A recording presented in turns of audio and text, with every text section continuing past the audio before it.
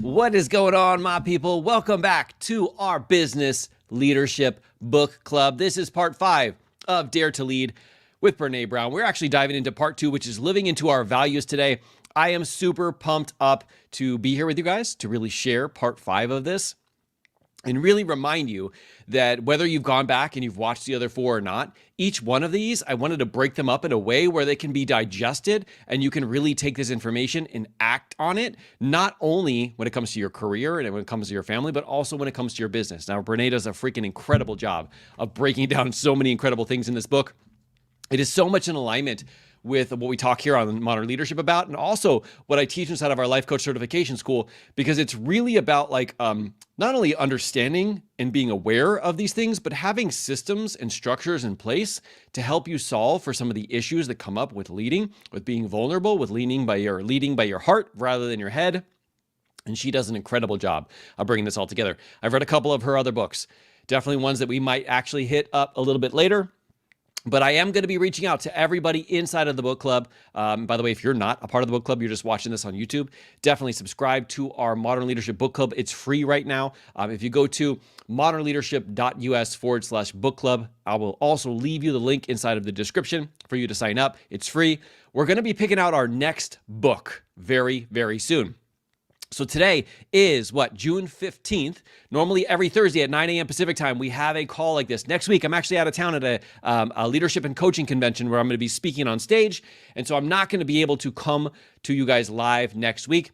We will skip next week and they'll be here the following Thursday to really break down the final chapter of Dare to Lead. But starting tomorrow, I'm going to reach out to everybody to figure out what our next book is.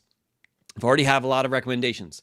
Number one is some people have been asking about Extreme Ownership by Jocko Willink. Atomic Habits is also up there. Some of John Maxwell's books are up there. Somebody also asked hey, Mark, can we read your book? I don't know. It might be something that we actually do implement if enough people want to do that.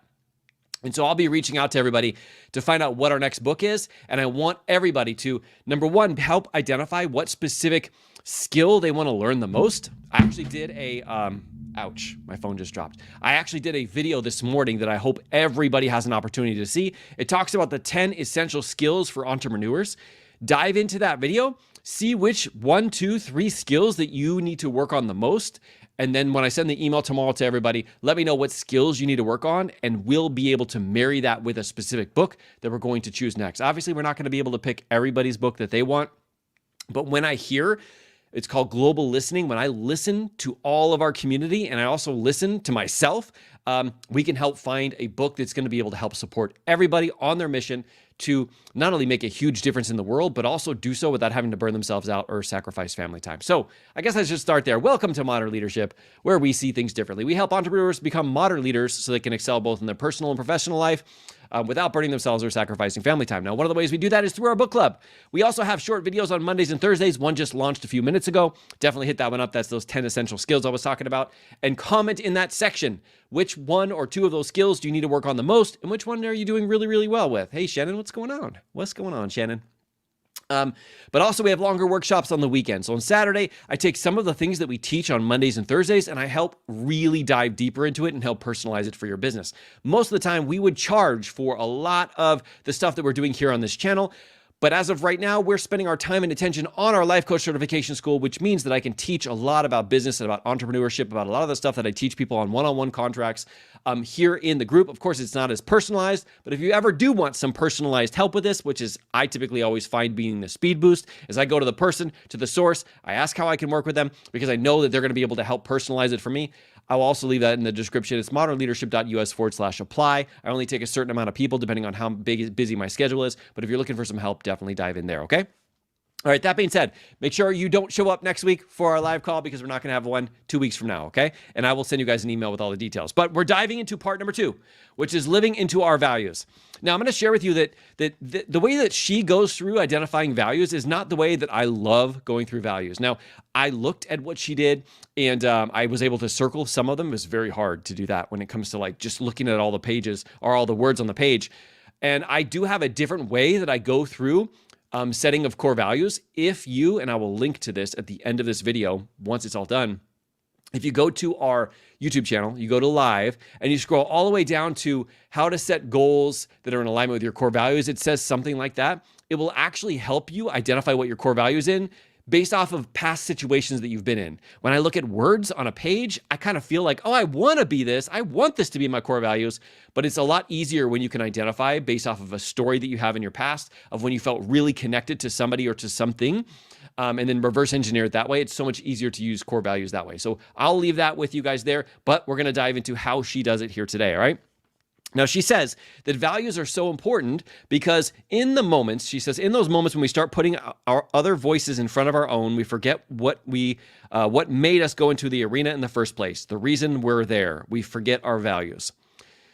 So what she's saying is, like, when we do have this opportunity to rumble, right, to get into a difficult conversation, a vulnerable conversation, there's a couple ways that we actually can go in an entirely different direction from what we truly do value.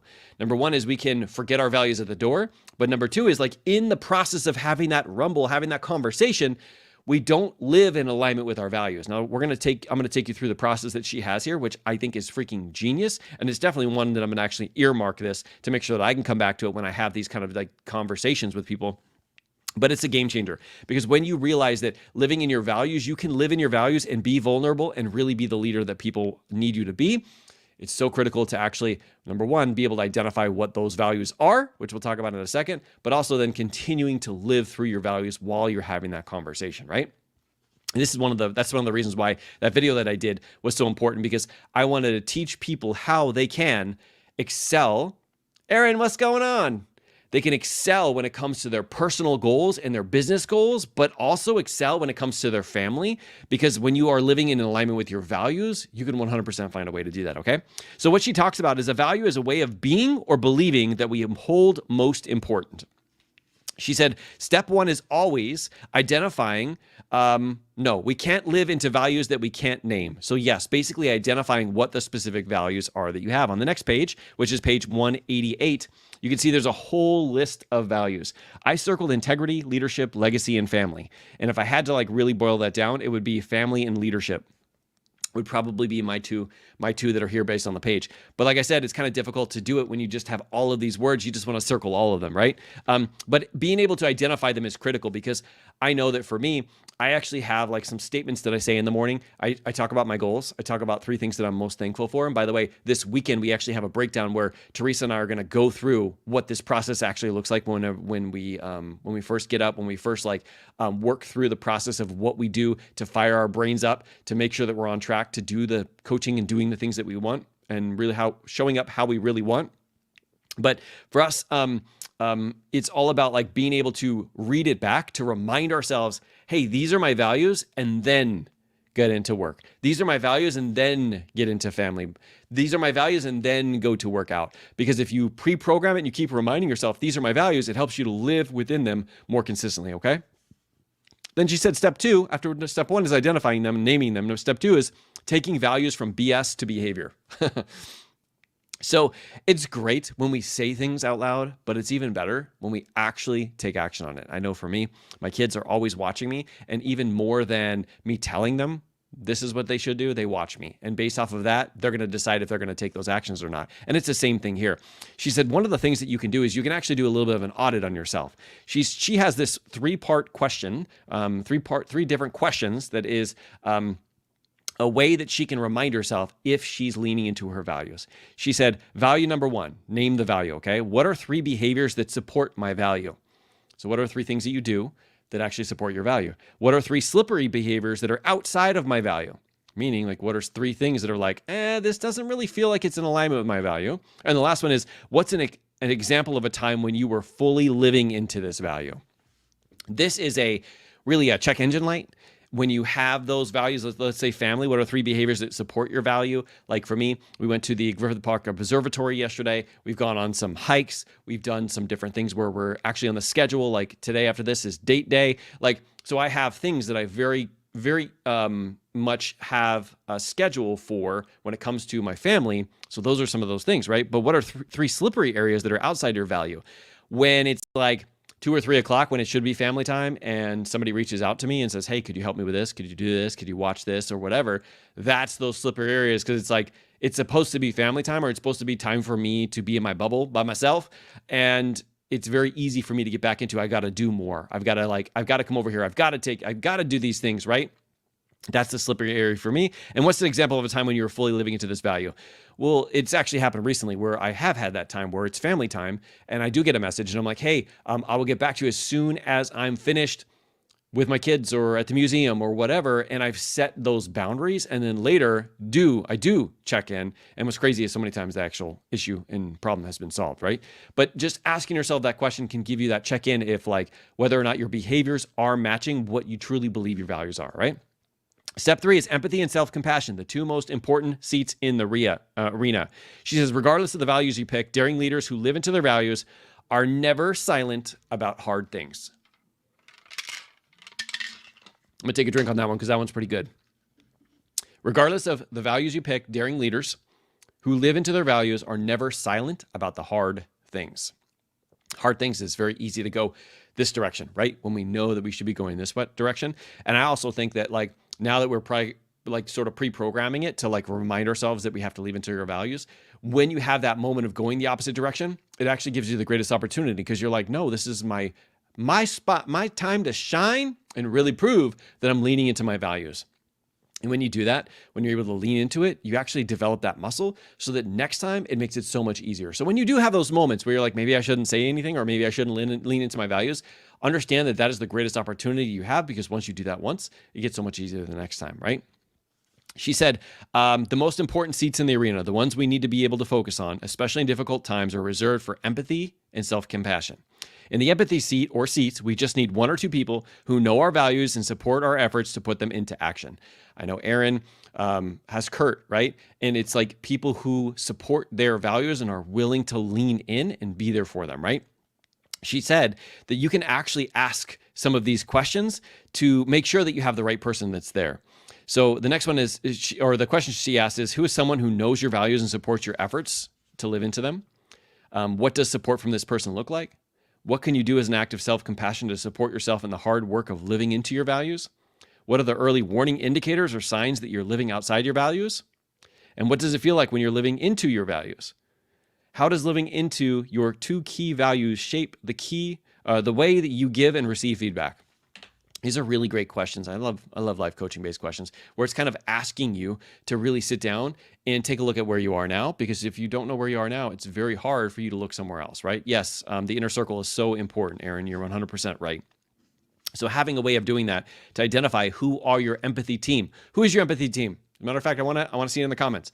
Do you have one or two people that kind of pop up of like, this is my empathy team. They know what my goals are. They know what my values are. They're willing to push me a little bit, but at the same time, I feel not comfortable. I feel more confident sharing with them because I really do trust them. So give me like one or two people's names here where you would feel like that. And then of course there's the self-compassion part, which is that's you having empathy for yourself.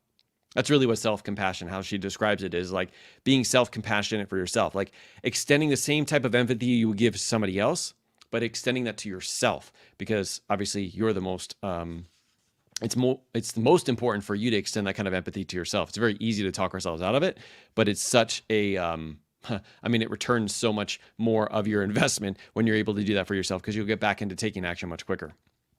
Okay, she says, living into our values and feedback. She's like, this is a guideline for readiness. Are you in the right headspace to sit down and give someone feedback?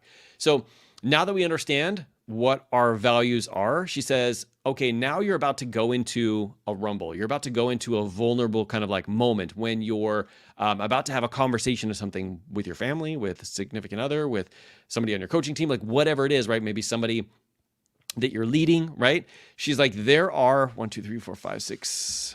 10 things that she kind of like checks in on to see if she's ready to sit down, because if she's not ready to sit down, it's not time to sit down. All right. I'm going to read these really quickly. But number one is, I know I'm ready to give feedback when I'm ready to sit next to the other person rather than across from you.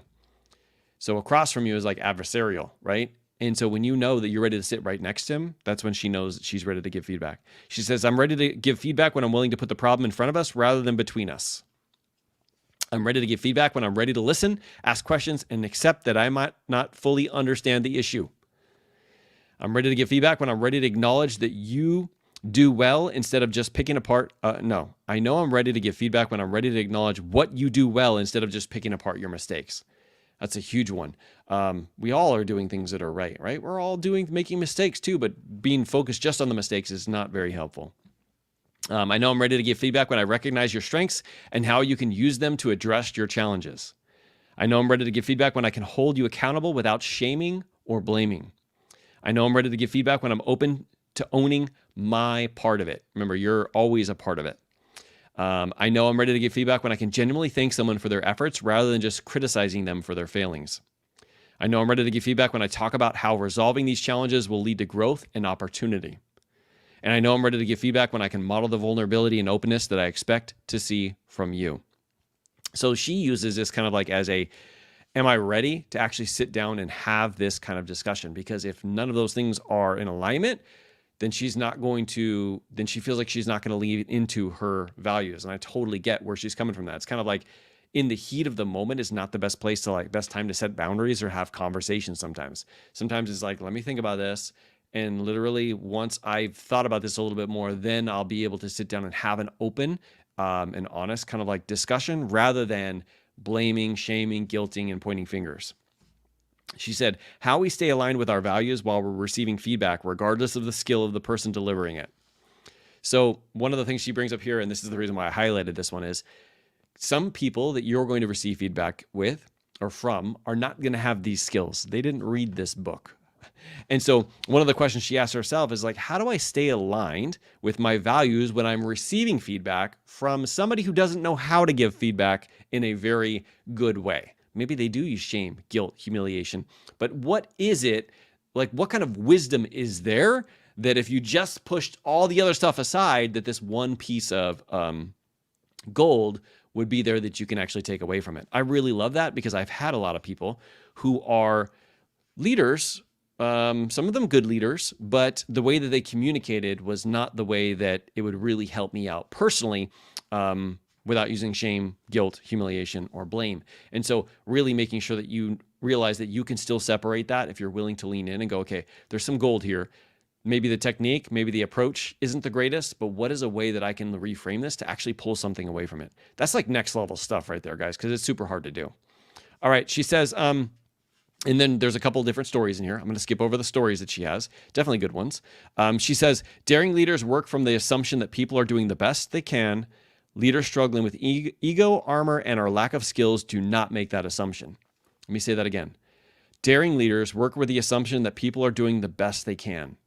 Leaders struggling with ego, armor, and or lack of skills do not make that assumption. I really love this one because I've used in our life coach school, we have something called the push method. It's kind of like our universal leadership tool. It's a way of coaching people through a structure so that people understand how they're creating that experience for themselves based off of their thoughts. There's no positive place that comes from feeling or thinking that the person is not giving their 100%. You're not willing to help them. You're not willing to actually ask questions. It's more of like a personal attack, and it's more management more than it is leadership. And we do need both of those sometimes. But really approaching it with like, this person is doing the best they can until I find out otherwise is such a great way of approaching it. Because if you think that they're not giving their all, you're going to come with a bunch of like anger and aggression, and you're not going to actually be open enough to actually get to the root of what it is that they're struggling with. All right, she says, it also means turning those positive assumptions toward ourselves. I'm doing the very best that I can right now. Oof. I wish you guys would say that more often, right? I'm doing the very best that I can right now. I'm going to keep growing. I'm going to keep getting better, but I'm also doing the very best that I can. All right. Next chapter is integrity is choosing courage over comfort. We're going to go through this one really, really quick, and then we'll be done for today. Today will be a shorter read, okay?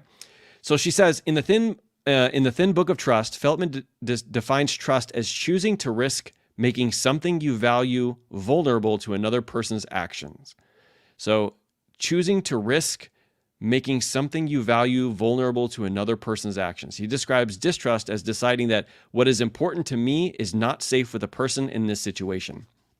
So the reason why she goes into trust from this place of where she was just talking about how to make sure that you are leaning into your values is because trust is one of those things where if there's some issues with trust and you need to really talk about this is one of those really big vulnerable moments, right? So she talks about like how you can have a conversation around trust using what's called the bravery inventory. Okay, I'm going to talk about this really quick. This is super awesome, and I definitely would highly suggest you go back and read the part of the book, which is 223 and 224 for this.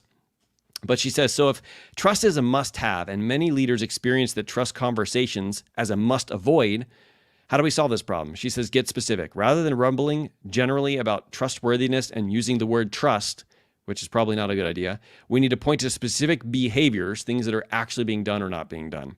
We need to be able to identify exactly where the breach lies and then speak to it. The more exact we can be, the more likely it is that the person can hear us, that we can give feedback on behavior and stay away from character, which, by the way, if you're attacking character, it is a much different conversation than if you're attacking behavior, right? Because character means that it's like this and it's like kind of like not going to change. Behavior is just like, hey, it's okay to feel angry, but it's not okay to throw the remote at the TV. That's just attacking a behavior they did, not making it be something that's like shameful for them, but it's just something they did and they can do something else entirely different. So this bravery inventory is really powerful. And basically it's a list of like, areas that you can run through when you're having a discussion that is around trust. And you can have an open discussion around this and think about each of these areas and talk about if there's a violation in any of those areas. Now, braving is an acronym. Us police officers, we love acronyms. Braving, B starts with boundaries. She said, you respect my boundaries, and when you're not clear about what's okay and not okay, you ask. You're willing to say no. So is there a boundary violation?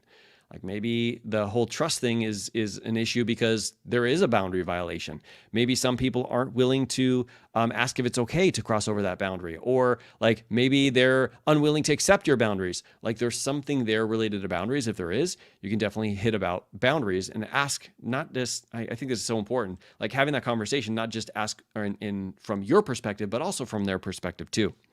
R is reliability. You do what you say you'll do. At work, this means staying aware of your competencies and limitations so you don't get overpromised, or so you don't overpromise, and you're able to deliver on comments. You're able to deliver on commitments and balance competing priorities. So basically, it's all about like how really reliable the person is.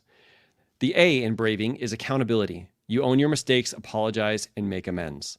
We tend to lose trust with people if they're unwilling to admit that they make mistakes or they've made a mistake and they're willing to get better, because we don't trust them, because they're kind of like being dishonest. At least that's the way it feels when you're like, no, you just did this. And they're like, no, I didn't just do that. Right? Braving, V, vault. You don't share information or experiences that are not yours to share. I need to know that my confidences are kept and that you're not sharing with me any information about other people that should be confidential. This is a big deal. Like if you have like the office politics, or you have stuff like that where you're sharing things about other people and you're like, hey, I don't think I should tell you this, but I'm going to tell you it anyway. It doesn't build great relationships with the person that you're even telling it to. They actually now know that you're the kind of person who's willing to go behind people's back, even though it might be some information that they value.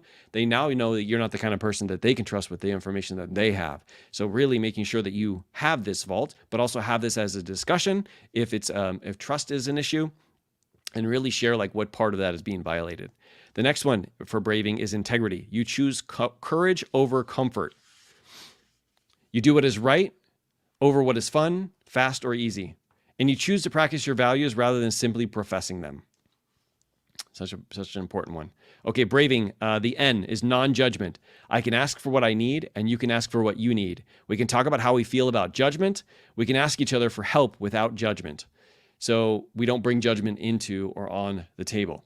Maybe that's something that is, hurting your guys' trust, and having a conversation about what that looks like. Remember, focusing on the behaviors rather than the like attributes of the specific person or the personality traits. So important. What are the behaviors they're doing, and how can we make it so that there is non-judgment?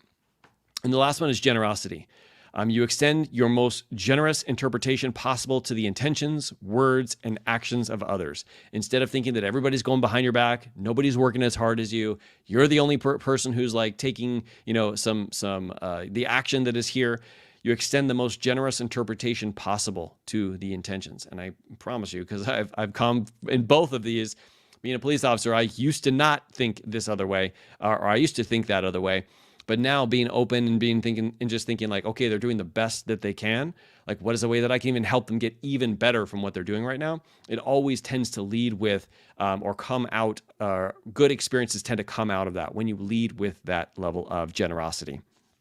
All right, I think I have one more thing that is here for this chapter. The basics of self-trust. She says the foundations of trust with others is really based on our ability to trust ourselves. She says, unfortunately, self-trust is one of the first casualties when we fail or experience disappointment or setbacks.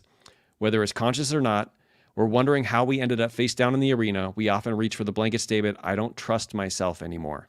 She's like, we assume that we must have made a bad decision, and therefore it is fallacy to count on ourselves to deliver ever again. That is very, very of a tough conversation to have with yourself. But there's no growth that is involved around thinking about it that way.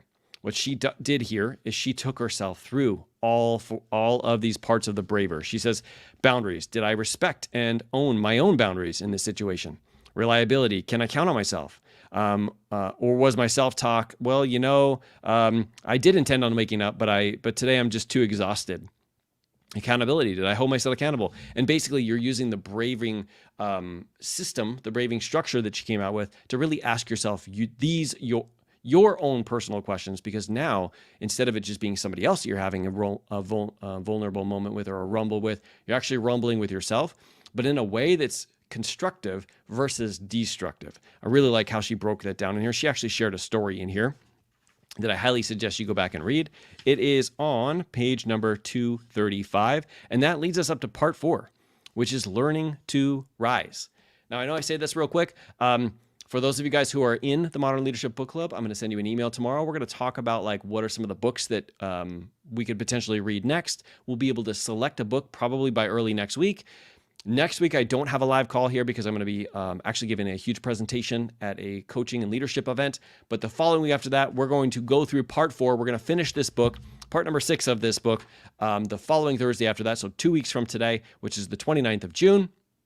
And we will start our next book the following week. So I'll make sure that we're able to pick it sometime later this week. So that way everybody can have their books and be ready to go so we can all start together on a team the week after the 25th, or no, after the 19th, or 29th.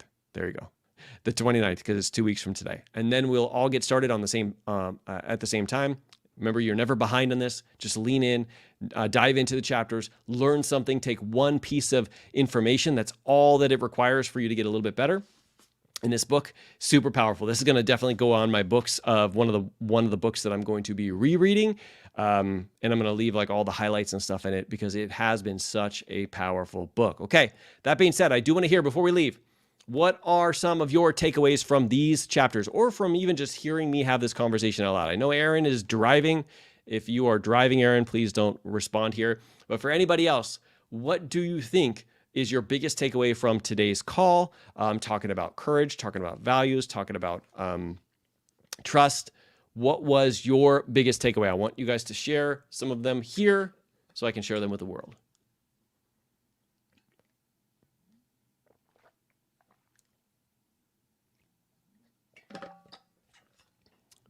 While you guys are writing that, I do want to give a couple shout outs, not only because Aaron, Julie, Teresa, Shannon, we have a lot of amazing people here, but they also gave a shout out to some of the people like their husband and mom, significant other, retired mentors, people who are, well, a couple of them shouted out Modern Leadership. I appreciate you guys so much. A couple of other life coaches that I graduated with.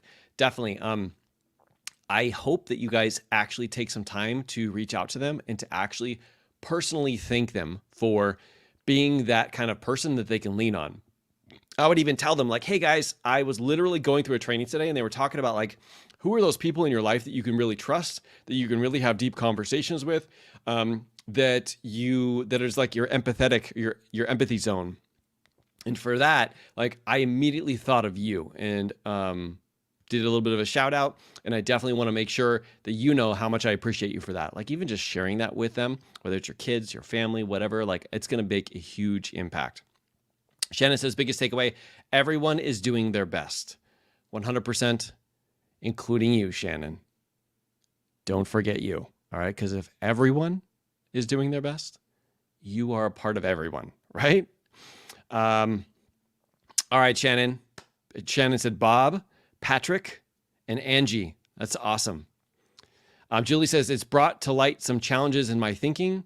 We succeed or we learn. 100%, Julie. I hope that it does challenge you every once in a while, because that means you're willing to grow. These challenges with me all the time. Aaron also says everyone is doing their best, and that includes me.